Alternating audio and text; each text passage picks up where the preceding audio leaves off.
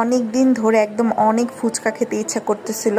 তো প্ল্যানই ছিল যে আজকে কলেজে যাওয়ার কথা, তো কলেজে গেলে তো সেখান থেকে হচ্ছে ফুচকা খাবো। তো যেই কথা সেই কাজ, কলেজের কিছু কাজ ছিল, সেই কাজগুলো একদম শেষ করে সাথে সাথে ফুচকা ঠেলার দিকে চলে গেছি এবং বলছি সুন্দর করে ফুচকা বানিয়ে দিতে। আমার এক বান্ধবী, সে কোনোভাবেই মানে ফুচকার মধ্যে বা চটপটির মধ্যে একটুও ঝাল খেতে পারে না, সে কোনোভাবেই ঝাল খাবে না। তার জন্য আমার একদম নিরামিষ একটা ফুচকা খেতে হয়। এটা সমস্যা নাই, ফুচকাটা ঝাল কম, কিন্তু হচ্ছে কথা হচ্ছে যে ফুচকা খেতে হবে, এটা হচ্ছে মেইন কথা। যাই হোক, ওরে নিয়ে তাড়াতাড়ি বললাম চল আচ্ছা ফুচকা খেয়ে আসি। তারপর বললো আমি কিন্তু ঝাল অবশ্যই কম খাবো। আমি বললাম আচ্ছা আমি জানি, সমস্যা নাই।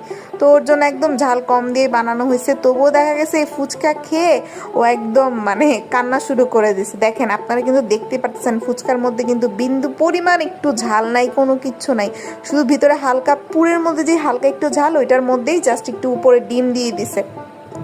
তো হালকা একটু মনে হয় সালাদ দিছে ওর জন্য, যে সালাদের সাথে মরিচ কাটা ছিল দেখে অতটা বেশি দেয় নাই, তবুও তার ভাই জালের শেষ হয় না, সে জাল খেয়ে অবস্থা তার খারাপ হয়ে গেছে।